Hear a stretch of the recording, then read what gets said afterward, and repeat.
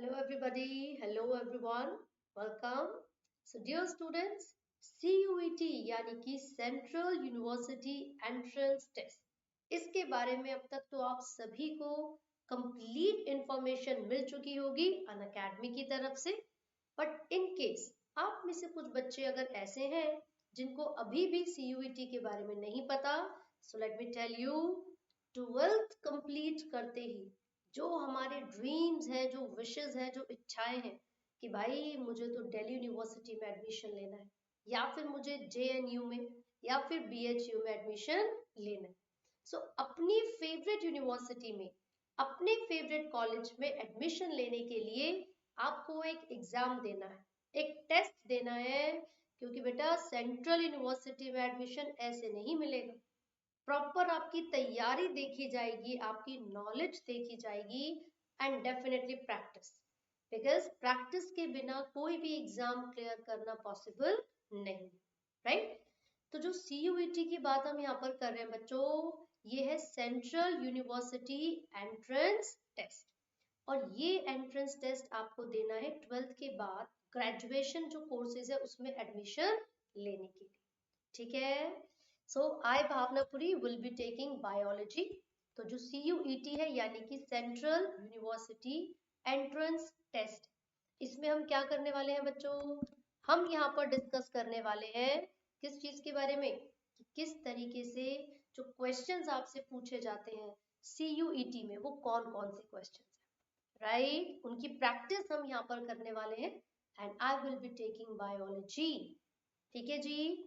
क्योंकि CUET में ना दो पार्ट्स होते हैं बच्चों, पार्ट ए, पार्ट बी। जो आपका पार्ट ए है उसमें आपसे जनरल जैसे कि मैथमेटिक्स, रीजनिंग, जनरल अवेयरनेस, उसी के साथ साथ इंग्लिश, इन चारों सब्जेक्ट्स के क्वेश्चंस पूछे जाएंगे and in total there will be 25 questions from part A only, ठीक है। लेकिन जो आपका पार्ट बी होगा बच्चों, फॉर साइंस स्ट्रीम, क्योंकि मैं यहाँ पर साइंस स्ट्रीम के बच्चों की बात कर रही हूँ, so I will be taking physics, chemistry, mathematics and biology as the examples, ठीक है।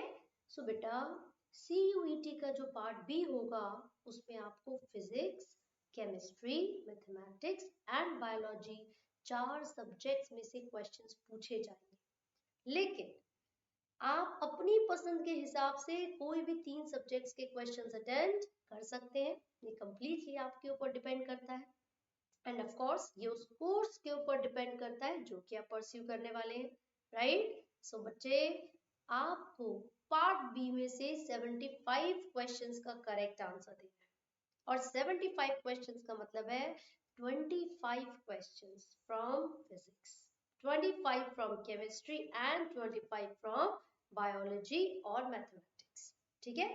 लेकिन हमने जो अनअकैडमी पर आप लोगों के लिए क्रैश कोर्स स्टार्ट किया है, आपको कैसे पता चलेगा कौन से एजुकेटर्स हैं जो कि अपनी लाइव क्लास ले रहे हैं, कौन से एजुकेटर्स हैं जिनकी लाइव क्लास होने वाली है, या फिर जो कॉम्बो पैक है उसमें आपको कितना बेनिफिट मिल रहा है, ये सारी इंफॉर्मेशन लेने के लिए और अप टू डेट रहने के लिए आप ज्वाइन कर सकते हैं हमारा टेलीग्राम चैनल अनअकैडमी CUET, ठीक है बच्चों। सो जब तक आप टेलीग्राम चैनल को ज्वाइन नहीं करेंगे आपको इंफॉर्मेशन नहीं मिल पाएगी, तो बाद में रिग्रेट करने से अच्छा है पहले ही आप उस चैनल को ज्वाइन कर लीजिए, ठीक है। साथ ही साथ मैं आपको बता दूं, अनअकैडमी पर जब हम सब्सक्रिप्शन परचेज करते हैं तो क्या क्या बेनिफिट्स हम लोगों को यहाँ पर मिलते हैं, तो देखिए यहाँ पर डेली प्रैक्टिस सेक्शन आपको मिलेंगे, वीकली मॉक टेस्ट सीरीज होगी, live quiz, daily MCQs and subjective test series आपके लिए कंडक्ट करवाई जाएगी। बेटा कई बार जब हम लाइव क्लास लेते हैं ना, तो पढ़ते पढ़ते भी अगर कोई चीज हमें समझ नहीं आती, या मान लो वो टॉपिक हमने पहले भी पढ़ रखा है बट पढ़ते पढ़ते एक क्वेश्चन पर हम अटक गए, तो हम क्या कर सकते हैं, अनअकैडमी का जो आस्क अ डाउट फीचर है उसका इस्तेमाल कर सकते हैं, फोटो क्लिक करेंगे उस डाउट की और अपलोड कर देंगे। लाइव क्लास के दौरान जो एडुकेटर्स हैं वो आपकी हेल्प करते हैं आपके प्रॉब्लम्स को सॉल्व करने में, राइट। चलिए जब आप अनअकैडमी का प्लस सब्सक्रिप्शन परचेज करेंगे, सो यहाँ पर जो प्राइसिंग आपको देखने को मिलेगी बेटा वो कितनी है, 3333 पर मंथ। और यहाँ पर आपको एक रेफरल कोड भी गिवन है, बायोफिलिक 10, जिससे आपको इंस्टेंट 10% का डिस्काउंट भी मिलता है। ठीक है जी, चलो। सो हम प्रैक्टिस क्वेश्चंस डिस्कस करने वाले हैं बच्चों, और आज की क्लास का सबसे पहला जो प्रश्न है वो क्या है, फटाफट से देखिए। कम ऑन, सारा ध्यान यहाँ पर होना चाहिए। कम ऑन एवरीबॉडी, क्या क्वेश्चन है? Pollen grains can be stored for several years in liquid nitrogen having a temperature of. Come on everybody, I will be giving you 30 seconds. आराम से क्वेश्चन को पढ़िए, सही ऑप्शन को सेलेक्ट कर लीजिए। कम ऑन, क्या लगता है बेटा, which one is correct? A -80 degree Celsius, B -196 degree Celsius, C -120 degree Celsius, या फिर D -160 डिग्री सेल्सियस। क्या लगता है, which of the following is correct? बच्चों, the correct answer here is option B. ये जो पॉलन ग्रेन्स है ना, हम इनको लिक्विड नाइट्रोजन में स्टोर कर सकते हैं, वो भी -196 डिग्री सेल्सियस के टेम्परेचर पर। और ऐसा इसलिए पॉसिबल है क्योंकि बेटा पॉलन ग्रेन की जो आउटर लेयर होती है जिसको एक्साइन कहा जाता है, पॉलन ग्रेन की जो आउटर लेयर है जिसको एक्साइन कहते हैं बेटा, वो स्पोरोपोलिन से बनी है। And sporopollen is the most resistant organic material, जिस पर ना तो एसिड का कोई असर होता है और ना ही एल्कलाइन मीडियम का, राइट? तो याद रखिएगा, due to the presence of sporopollenin, pollen grains can be preserved for a long period of time. ठीक है, क्लियर हो गया? Next question, double fertilization is, बताइए डबल फर्टिलाइजेशन में क्या क्या होता है? कम ऑन, सारा ध्यान ऑप्शंस पर होना चाहिए बच्चों।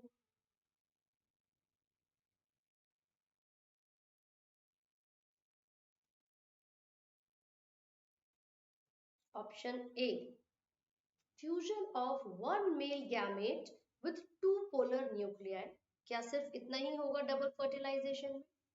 या फिर fusion of two male gametes with one egg, या फिर fusion of two male gametes of a pollen tube with two different eggs, या फिर सिंगैमी एंड ट्रिपल फ्यूजन? चलिए, क्या बात है, काफी बच्चों को इसका आंसर पता है ना? And the correct answer here is option D, syngamy and triple fusion. बेटा सिंगैमी का मतलब है जब एक मेल गैमेट और एक फीमेल गैमेट आपस में फ्यूज करेंगे। ट्रिपल फ्यूजन का मतलब है जब एक मेल गैमेट पोलर न्यूक्लियाई के साथ फ्यूज करेगा। तो ये दोनों ही इवेंट्स, यानी कि दो बार फर्टिलाइजेशन होगी, इसीलिए हमने इस प्रोसेस को नाम दिया डबल फर्टिलाइजेशन। करेक्ट, बड़ा ही मजेदार टॉपिक है ये डबल फर्टिलाइजेशन। चलो भाई, ये बताओ, the experimental proof for semi-conservative replication of DNA was first shown in, चलिए बताइए, ये जो एक्सपेरिमेंटल प्रूफ है किस चीज के लिए, for semi conservative replication of DNA, ये सबसे पहले किस में दिया गया था बच्चों?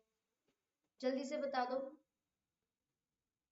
Semi conservative replication of DNA का प्रूफ सबसे पहले किस में दिया गया था? बैक्टीरियम, प्लांट, फंजाई या वायरस? और यहाँ पर जो करेक्ट आंसर है वो है bacterium.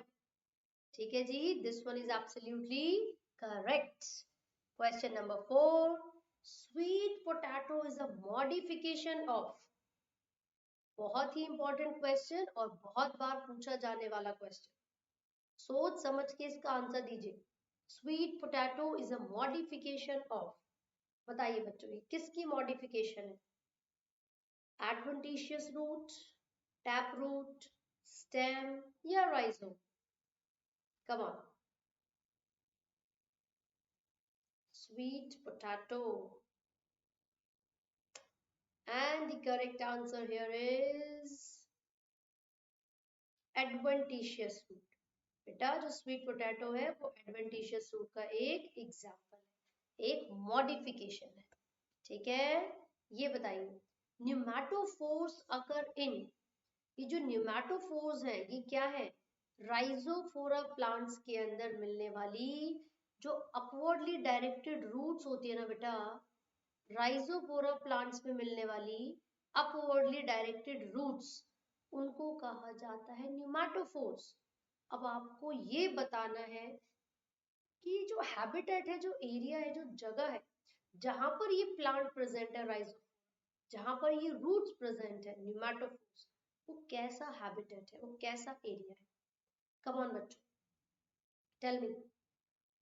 Free floating hydrophytes, carnivorous plants, halophytes, या फिर submerged hydrophytes? Tell me. Free floating hydrophytes, carnivorous plants, halophytes, या फिर सबमर्ज्ड हाइड्रोफाइट्स?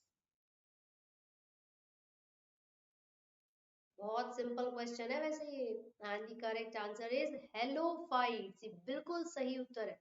करेक्ट आंसर क्या है बच्चों? हेलोफाइट।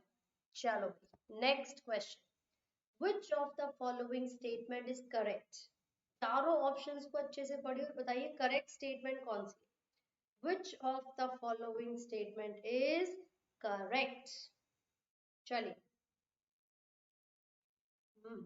ठीक है, ओके, कम ऑन, अच्छे से पढ़ोगे तो करेक्ट आंसर ही दिखेगा सबसे पहले। चलो, which of the following statements is correct? पहली स्टेटमेंट क्या है बच्चों? Selaginella is heterosporous while Salvinia is homosporous। देखो यहाँ पर ये लिखते ही मामला हो गया गड़बड़, क्योंकि Salvinia and Selaginella both are heterosporous. ठीक है, दूसरा, हॉर्स टेल्स आर जिम्नोस्पर्म्स, गलत बात है, टेरिडोफाइट्स में आते हैं फर्न्स एंड हॉर्स टेल्स। अब यहाँ पर लिखा है ovules are not enclosed by ovary wall in gymnosperm. ये बिल्कुल सही बात है, क्योंकि जिम्नोस्पर्म में जो ओव्यूल्स है वो नेकेड होते हैं। These are not covered by any ovarian walls, right? So correct answer होगा बच्चों ऑप्शन सी। चलिए नेक्स्ट, अगला प्रश्न, which of the following has proved helpful in preserving pollen as fossil? बताओ। अभी मैंने डिस्कस किया था जस्ट 5 मिनट्स पहले कि जो पॉलन ग्रेन्स हैं उनके पास ऐसी कौन सी चीज है जिस वजह से हम उसको प्रिजर्व करके रख सकते हैं। चलिए बताइए कौन सी चीज है बेटा जिस वजह से हम उसको प्रिजर्व करके रख सकते हैं? Come on,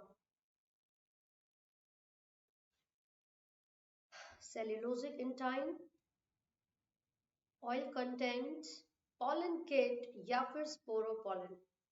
and the correct answer is option D, sporopollenin. भाई अभी तो पढ़ा है, अभी पढ़ा था ना हमने, मोस्ट रेजिस्टेंट ऑर्गेनिक मटेरियल।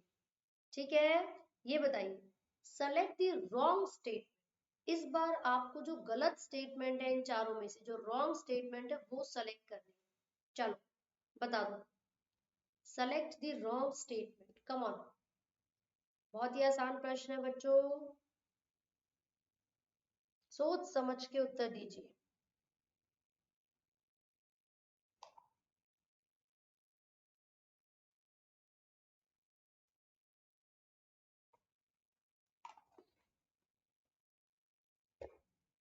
बेटा फर्स्ट स्टेटमेंट है मशरूम्स बिलोंग टू बेसिडियोमाइसिटीज, बिल्कुल सही बात है।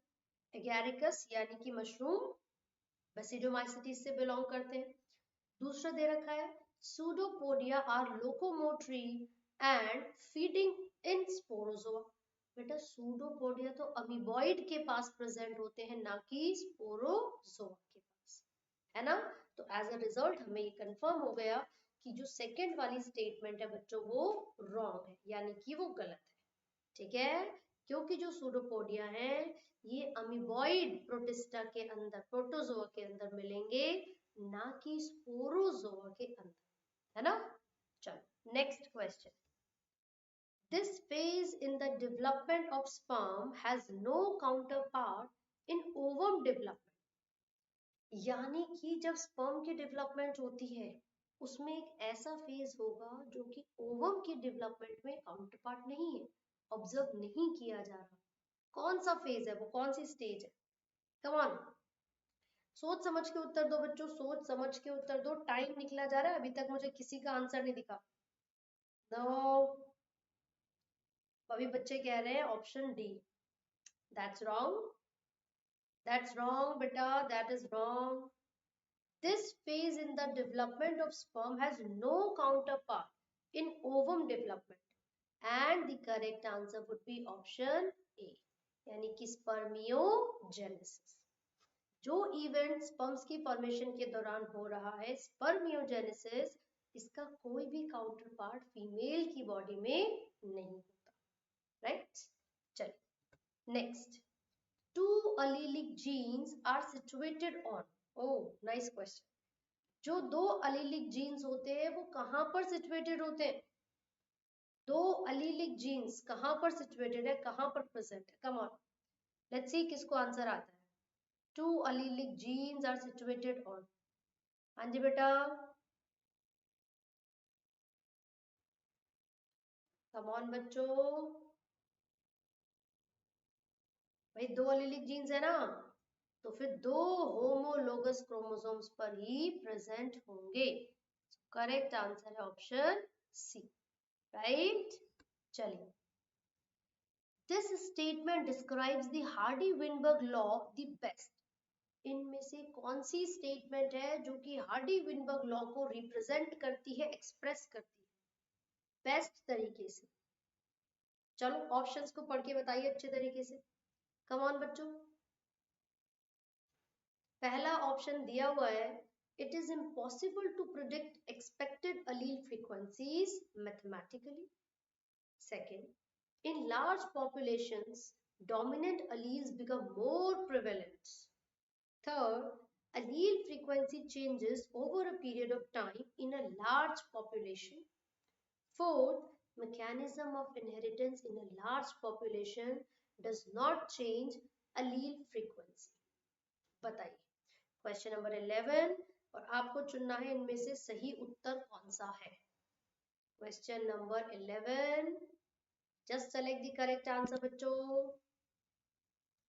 and the correct answer is option D. ठीक है, करेक्ट आंसर क्या है? Option D. राइट, चल। Phenomena that creates female gametes, oogenesis is ceased at prophase 1 until puberty. This describes the DNA content of female's gamete during her childhood. अब इन्होंने पता है क्या बोला है भैया, जिस समय oogenesis होता है यानी कि फीमेल में एग्स की डेवलपमेंट चलती है, तो वो प्रोसेस प्रोफेज 1 तक सस्पेंड हो जाता है, रुक जाता है, और ये तब तक सस्पेंड रहता है जब तक फीमेल प्यूबर्टी अटेन ना कर ले, है ना। तो उस समय फीमेल के अंदर यानी कि चाइल्डहुड तक जो फीमेल के गैमेट्स है उसमें कितना डीएनए का कंटेंट रहेगा। क्वेश्चन नंबर 12, कितने क्रोमोसोम्स और कितने क्रोमेटिड्स यहाँ पर प्रेजेंट होंगे? बहुत ही आसान प्रश्न है बच्चों, कम ऑन। क्या मियोसिस 1 कंप्लीट हो पाई थी? नहीं ना। तो जब तक मियोसिस 1 कंप्लीट होगी ही नहीं, तो डीएनए का या फिर जो क्रोमोसोम का अमाउंट है बेटा वो तो डिप्लॉयड ही रहने वाला है, यानी कि वो तो 46 ही रहेगा। और हर एक क्रोमोसोम में 2 क्रोमेटिड्स होते हैं, तो अगर 46 क्रोमोसोम्स हैं तो क्रोमेटिड्स कितने? 92 हो जाएंगे, क्योंकि 46 क्रोमोसोम्स हैं and each chromosome has 2 chromatids, तो कितना हुआ? 92 क्रोमेटिड्स। चलिए ये बताइए, a population A has 36% of homozygous recessive genotype. यानी कि small a small. Then the frequency of allele small a is. चलो क्वेश्चन समझ गया भैया। एक पॉपुलेशन में यहाँ पर जैसे कि आपको दे रखा है स्मॉल ए, कितने हैं टोटल 36%। तो पता है कैसे सॉल्व करते हैं ऐसे क्वेश्चंस को? You will have to write A square, A square is equal to 36%। ठीक है, तो बेटा 36% का मतलब है 36/100। इसका मतलब क्या है 36/100, राइट। तो आपका जो आंसर आ जाएगा वो 0.6 हो जाएगा ना। कैसे? जब ए स्क्वायर की वैल्यू इतनी है तो ए की वैल्यू कितनी, अंडर रूट चढ़ा देंगे 36/100, 36/100। Just give me a second. Yeah. So it will become 36/100। ठीक है, तो ये ए स्क्वायर की वैल्यू है, ना कि सिर्फ ए की वैल्यू, है ना। जब आप स्क्वायर हटाएंगे तो यहाँ पर आप अंडर रूट लगाएंगे, राइट। तो ए की वैल्यू कितनी आ जाएगी बच्चों, अंडर रूट में 36/100, ऐसे तो आएगा। तो मैं इसको 0.36 भी तो लिख सकती हूँ, क्योंकि 36 के अपॉन में 100 है ना। So I can write it like this 0.36। तो द आंसर इज 0.6। और अगर परसेंट में आप 0.6 को निकालेंगे सो यू विल गेट 60%। ठीक है, तो स्मॉल ए की वैल्यू कितनी होगी बच्चों, 60%। कैसे पता चला? क्योंकि किसी पॉपुलेशन में जो होमोजाइगस रिसेसिव यानी कि स्मॉल ए की वैल्यू थी वो 36% थी, और मैंने स्मॉल ए को लिखा ए स्क्वायर। ठीक है, फिर जब वो स्क्वायर राइट साइड में गया तो अंडर रूट बन गया, और अंडर रूट को सॉल्व किया तो मुझे स्मॉल ए की वैल्यू मिल गई 0.6। जब परसेंटेज निकालेंगे so it will become 60%। Okay, चलिए question number 40। Inheritance of ABO blood group system is an example of। ये किसका एग्जाम्पल है? जब ABO ब्लड ग्रुप सिस्टम की इनहेरिटेंस को पढ़ते हैं बच्चों तो वो किसका एग्जाम्पल होता है? डोमिनेंस, एपिस्टेसिस, पार्शियल डोमिनेंस या मल्टीपल अलेलिज्म?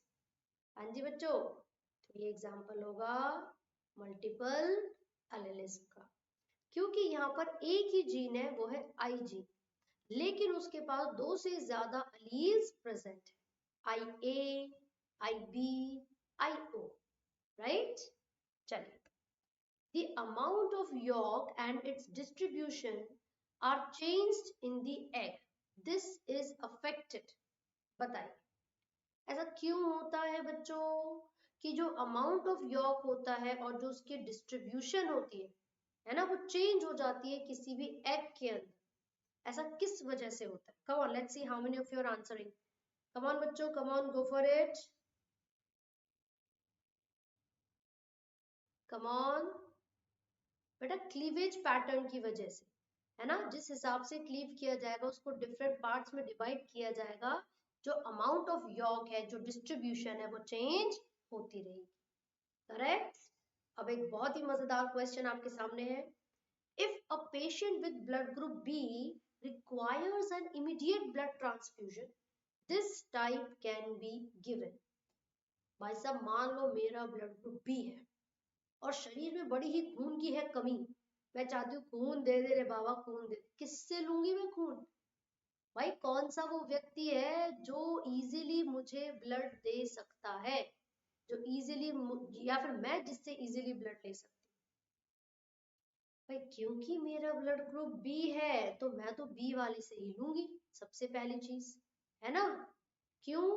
क्योंकि मेरे पास बी के खिलाफ कोई एंटीबॉडी नहीं है, बी तो अपना यार है, अपना दोस्त है, बातचीत है, उससे कोई दिक्कत नहीं है ना। दूसरा, ए के पास कोई एंटीजन ही नहीं था, इसीलिए जो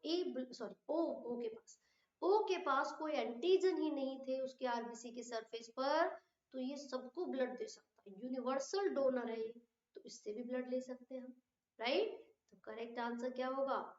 ऑप्शन डी। ठीक है जी, बी एंड ओ। चलो, passage of water across a selectively permeable membrane is, ये बताइए किसी भी सेलेक्टिवली परमीबल मेम्ब्रेन के आर पार, उसके अक्रॉस अगर हम वाटर को ट्रांसफर करवा रहे, वाटर की पैसेज हो रही है, तो किस तरीके की मूवमेंट है? इज इट ऑस्मोसिस और एक्टिव ट्रांसपोर्ट और फैसिलिटेटेड डिफ्यूजन या फिर पिनोसाइटोसिस? ये बताइए। Passage of water across selectively permeable membrane is, come on बेटा, जब भी कहीं सेलेक्टिवली परमीबल मेम्ब्रेन लिखा होगा ना, तो आपको बताना भैया ऑस्मोसिस के थ्रू हो रही है यहाँ मूवमेंट। किसके थ्रू हो रही है? ऑस्मोसिस। क्योंकि यहाँ पर हायर कॉन्सेंट्रेशन से लोअर की तरफ वाटर की मूवमेंट हो पाती है ना। चलो, during this stage the nuclear envelope begins to disappear.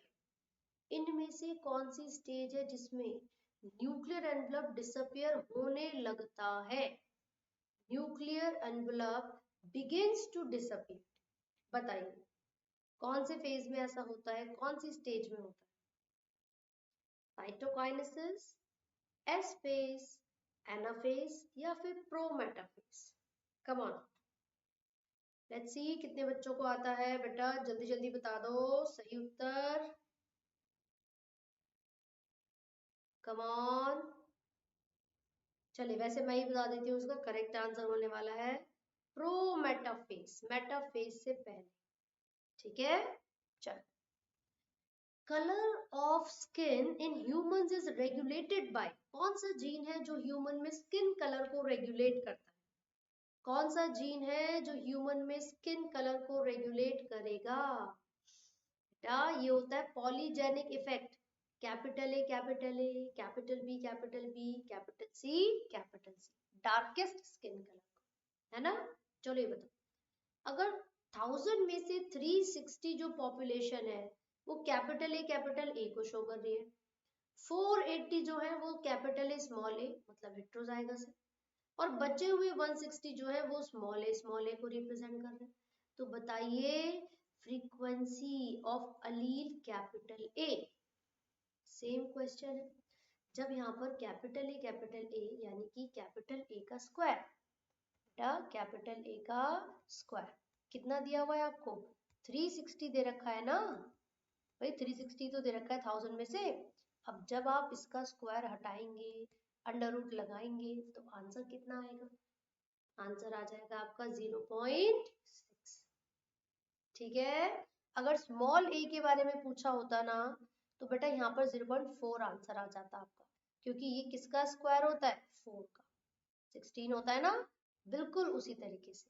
चलिए, a bacterium grown over medium having radioactive 35 sulfur incorporates radioactively in, भैया एक बैक्टीरिया को ऐसे मीडियम में रखा जहां पर सल्फर था, रेडियो एक्टिव सल्फर, तो वो सल्फर उस बैक्टीरिया के कौन से पार्ट में जाएगा? कार्बोहाइड्रेट्स, प्रोटीन्स, डीएनए या आर? बता दो, कार्बोहाइड्रेट्स, प्रोटीन्स, डीएनए या फिर आर?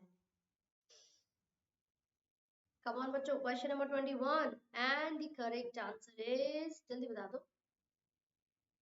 हाँ जी, प्रोटीन्स ऑफ कोर्स, प्रोटीन्स में सल्फर प्रेजेंट होता है बेटा, प्रोटीन्स, राइट। चलिए, इन मेमेलियन किडनीज बोमेंस कैप्सूल और मल्फीजियन कॉर्पस्कल्स अकर इन, किडनी के अंदर जो बोमेंस कैप्सूल है या जो मल्फीजियन कॉर्पस्कल्स है वो कौन से रीजन में प्रेजेंट है? कॉर्टेक्स, मेड्यूला, पेल्विस या ऑल ऑफ दीज? बेटा ये सब चीजें प्रेजेंट होती हैं कॉर्टेक्स रीजन में, और लूप ऑफ हेनली प्रेजेंट होता है मेड्यूला रीजन में, correct.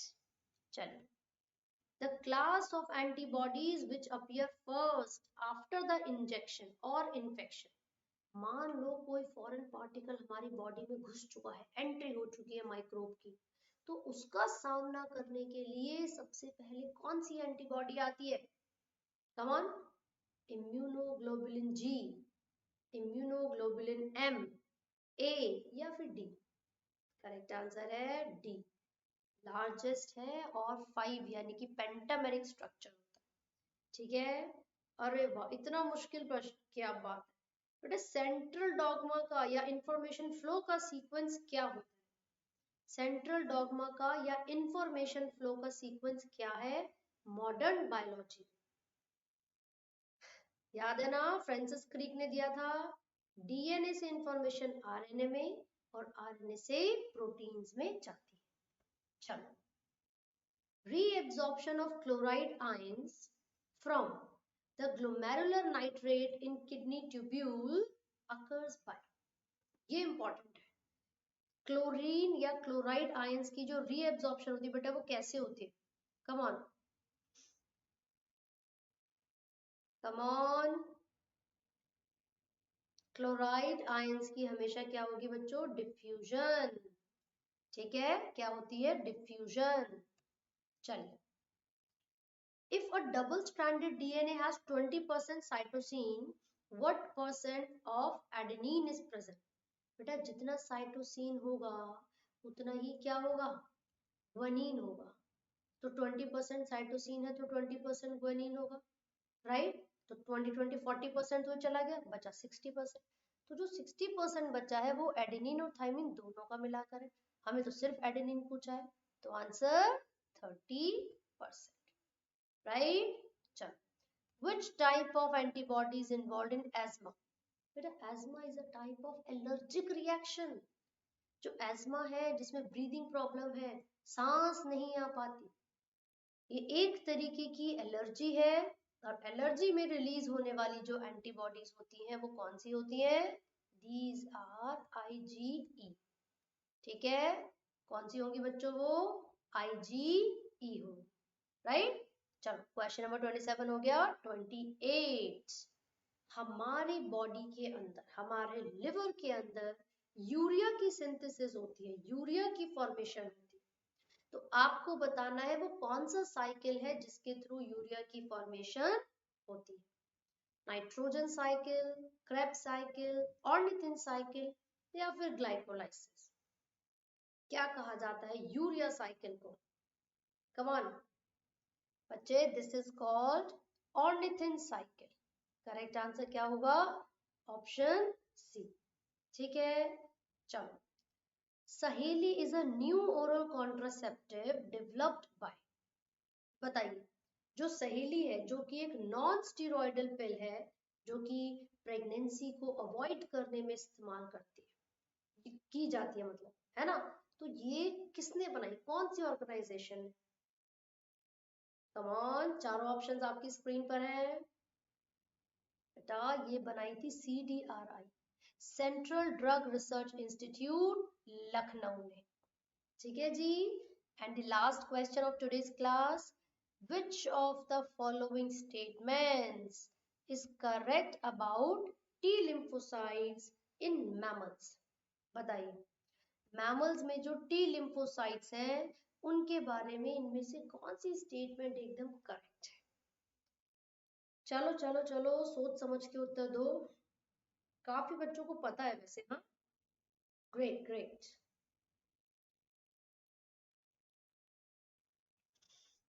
Come on everybody, go for it, and the correct answer is option B। 3 types के यहाँ पर टी लिम्फोसाइट्स है, cytotoxic T, helper T cells, suppressor T cells, बिल्कुल correct है। चलिए, सो बच्चों, जिस तरीके से आज मैंने मोस्ट एक्सपेक्टेड क्वेश्चंस यहाँ पर डिस्कस किए हैं पार्ट बी बायोलॉजी में से, बिल्कुल वैसे ही हमें जरूरत है कि पार्ट ए के सभी सब्जेक्ट्स को थॉरोली पढ़ें और उनके मल्टीपल चॉइस क्वेश्चंस की प्रैक्टिस करें, राइट? क्योंकि बिना प्रैक्टिस किए अगर हम अच्छा स्कोर करना चाहते हैं तो वो पॉसिबल नहीं होगा। सो आप लोगों को एकदम ट्रेन बनाने के लिए विनीत सर क्वांटिटेटिव एप्टीट्यूड लेंगे, Deepanshu sir reasoning, robin sir general awareness and Shipra ma'am will be taking English. तो फटाफट से CUET का जो क्रैश कोर्स अनअकैडमी ने स्टार्ट किया है आप लोगों के लिए, उसको ज्वाइन कर लीजिए, राइट? जब यूजी साइंस के बारे में बात करेंगे ना, मतलब फिजिक्स, केमिस्ट्री, बायोलॉजी, मैथ्स, तो CUET के साथ साथ 12th बोर्ड्स में आप कैसे एस कर सकते हैं वो भी हम यहाँ पर ध्यान रखने वाले बच्चों। सो मैथमेटिक्स के लिए विनीत सर, केमिस्ट्री के लिए संगीता मैम, बायोलॉजी के लिए भावना मैम एंड फिजिक्स के लिए मनोज सर यहाँ पर अवेलेबल है। तो कोई भी डाउट्स अगर आपको होते हैं, कोई क्वेरीज आपकी होती है, सो हम आपकी यहाँ पर हेल्प करने के लिए हमेशा बैठे हैं बच्चों। ये तो साइंस के लिए हो गया। जब यूजी कॉमर्स की हम बात करेंगे तो यहाँ पर accountancy, business studies and economics, individual subject के लिए इंडिविजुअल्स एजुकेटर्स यहाँ पर है। तो आप लोगों को कोई प्रॉब्लम नहीं आने वाली है किसी भी सब्जेक्ट को लेकर। बस एक चीज आपको करनी है और वो ये है कि क्लास को स्किप नहीं करना। Be regular in all your classes. ठीक है बच्चों। तो CUET 2020 को क्रैक करने में आपकी हेल्प करने के लिए अनअकैडमी पार्ट ए और पार्ट बी दोनों का कॉम्बो ऑफर लेकर आया है, जिसमें आपको फ्री मॉक टेस्ट मिलेंगे, फ्री स्पेशल क्लासेस मिलेंगी, स्ट्रक्चर्ड रिकॉर्डेड कंटेंट मिलेगा, live doubt solving session and last point पढ़ लो बेटा, कितना इंपॉर्टेंट है, free extension till CUET exam. जब तक आपका CUET का एग्जाम नहीं होता तब तक आपको एक्सटेंशन हम यहाँ पर दे रहे हैं।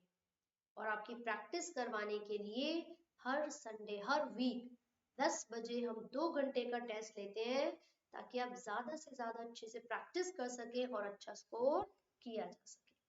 राइट। सो कॉम्बो सब्सक्रिप्शन आप देख रहे हैं यहाँ पर, it will cost you around 17,998 rupees. लेकिन ये लिमिटेड ऑफर है बच्चों, ये लिमिटेड ऑफर है, तो बिल्कुल भी समय व्यर्थ ना करें, फटाफट से सब्सक्रिप्शन को परचेज कर लें। राइट। हम आपको स्पेशल क्लास प्रोवाइड करवाते हैं, जिसमें आप अपने फेवरेट एजुकेटर की क्लास अटेंड कर सकते हैं, वो भी कंप्लीटली फ्री। ठीक है। पोल्स के थ्रू, जैसे कि हमने आपको स्पेशल क्लास में कोई क्विज दिया, कोई भी एक पर्टिकुलर टॉपिक या पर्टिकुलर चैप्टर, हम आपको पोल भी देते हैं। 4 ऑप्शंस आपके सामने होते हैं और आपको सेलेक्ट करना होता है उसमें से जो करेक्ट आंसर होगा। सो स्पेशल क्लासेस में बहुत ही मजा आने वाला है बच्चों। क्या क्या फीचर्स है स्पेशल क्लासेस के, आप यहाँ पर इमोजी और जो भी चैट का ऑप्शन है ना, उसको यूज कर सकते हैं, इंटरैक्ट कर सकते हैं एजुकेटर के साथ। आस्क अ डाउट वाला मैंने फीचर आपको पहले ही बताया था, फोटो क्लिक करके अपने क्वेश्चंस को पूछ सकते हैं।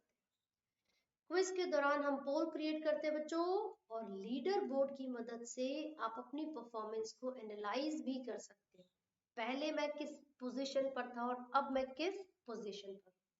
ठीक है। साथ ही साथ मैं आपको बता दूं कि अनअकैडमी आपको एक बहुत अच्छा अपॉर्चुनिटी, बहुत अच्छा मौका दे रहा है प्राइज जीतने का। हम चाहते हैं कि आप बताइए कि कहीं किसी वीडियो में किसी तरीके का इनअप्रोप्रिएट कंटेंट तो नहीं, या कोई ऐसी चीज जो कि आपको लगे कि ये तो सही नहीं है ना, तो आप उन सभी चीज के बारे में हमें बता सकते हैं। और अनअकैडमी आपको प्राइज भी देने वाला है अगर आप एक पर्टिकुलर बग फाइंड करेंगे अनअकैडमी पर। ठीक है। सो आई होप आज के जो क्वेश्चंस हमने प्रैक्टिस किए हैं आपको समझ में आए हैं, और अनअकैडमी का सब्सक्रिप्शन क्यों परचेज करना है वो। Right. All the best everybody, thank you and do not forget to like share and subscribe. Bye बच्चों।